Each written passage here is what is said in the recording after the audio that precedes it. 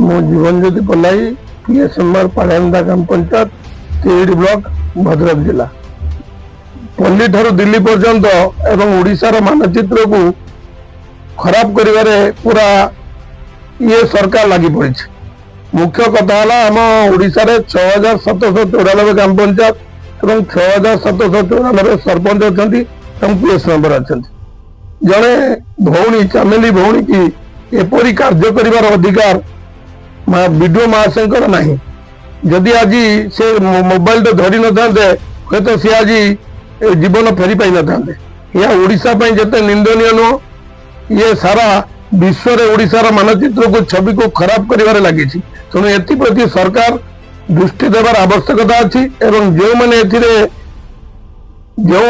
कल्पित जो कल्पित मैंने जड़ित अच्छा से कठोर कठोर कार्यानुष्ठान हवा दरकार। ए वीडियो आईआईसी को सस्पेंड कले चलबनी इनको निलंबन कर आवश्यकता अच्छी। जेहेतु चामिली एफआईआर देती एफआईआर कॉपी रे वीडियो को पक्ष करा एवं आईआईसी की पक्ष करा किंतु पक्ष करा स्थले आईआईसी को किमिति इन्वेस्टिगेशन करेंगे इन्वेस्टिगेशन एसडीपीओ एसपी आवश्यकता अच्छी। तेणु तुरंत एसपी को हस्तांतर करा नचेत क्राइम ब्रांच आम आम ओडिशा समिति महासंघ तरफ आम डिमांड करूँ क्राइम ब्रांच तदंत करा दृढ़ कार्यानुष्ठान ग्रहण करा। चामिली ओझा जड़े जनप्रतिनिधि जनसाधारण समस्या को लेकिन से ब्लॉक जाइए किंतु आईआईसी स्टाफ लगाई जो निस्तुक माड़ दवा जो अभियोग जो मारिबा अभियोग के दृष्टि देखु देखु समस्ते जानवर आवश्यकता अच्छी। जहाँ सोशल मीडिया आमको देखा पालू ता देह बहुत दाग अच्छी माड़ हबार प्रमाण अच्छी किंतु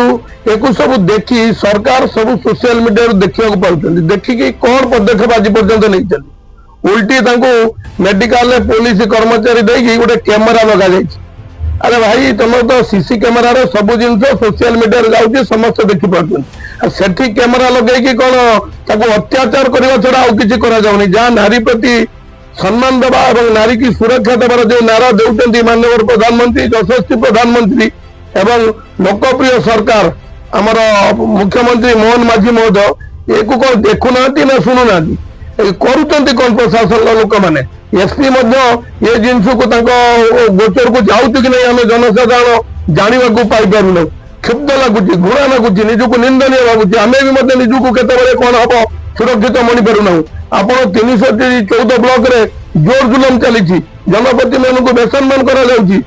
सरकारी कर्मचारी को दहनीय अकथनीय व्यवहार करप्रति दृढ़ कार्यानुष्ठान ग्रहण करने आवश्यक नमेले आगामी दिन में ये ओडिशा एक विस्फोरक परिस्थिति सृष्टि हेब एवं समस्त सरपंच समिति मेंबर आम कार्यबंद आंदोलन करूँ एवं सरकार को चेतई देबू जनप्रतिनिधि को सुरक्षा देवा सम्मान देवा शिखु।